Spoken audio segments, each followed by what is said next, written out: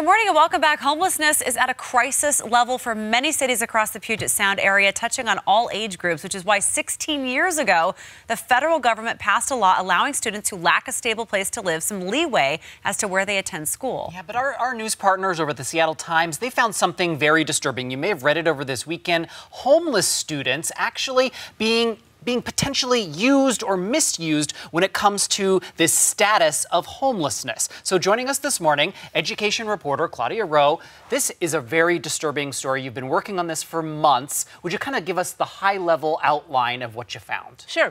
The gist of it is that this law, which you mentioned, which allows kids with an unstable nighttime residence, so they could be bouncing from couch to couch, friends, relatives, they're all under this homelessness law, which allows those kids the leeway to transfer schools in a way that other student athletes don't have to. So the kids who are playing sports and are under this homelessness category are allowed to transfer schools and not have to sit out a season the way other athletes do have to. Also, they don't have to maintain the same grade point average.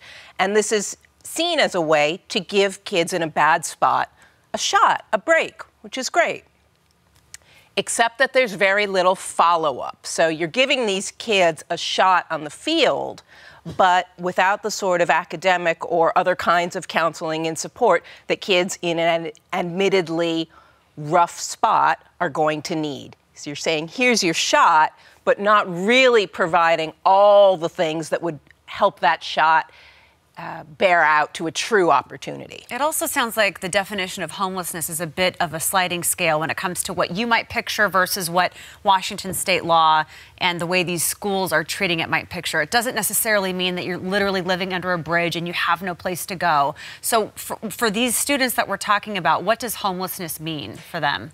As I was saying, it could be that you are transferring from one relative or one parent to a friend, sleeping on the couch of one friend part of the week and another part of the week, or you could indeed be in some kind of shelter. It's a pretty broad category, and it simply means an unstable and inadequate nighttime residents. I don't know if you can answer this, but are district officials, our teachers, our coaches using these students to make their teams winning teams and then leaving them out in the cold? Is there, or is this something that's more innocent than that?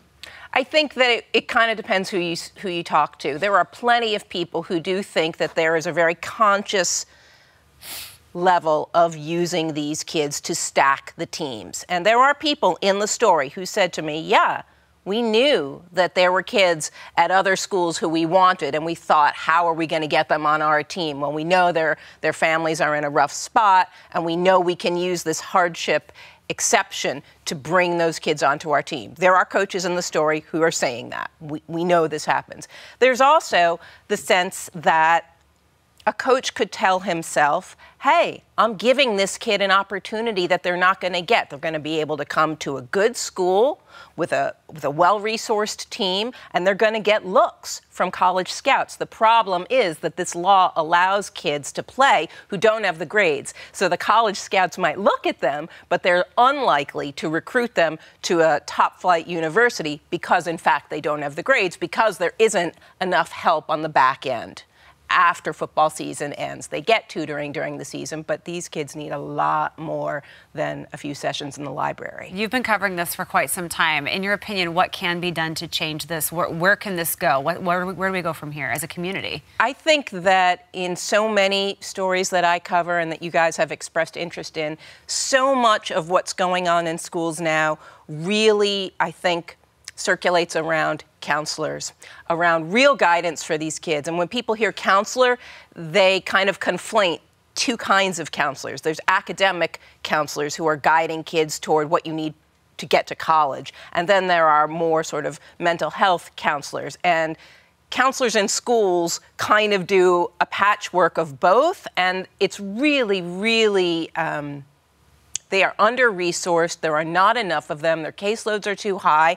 And the kids that they are getting in many cases have severe needs, and they need a lot more than just, like I said, a couple sessions in the library.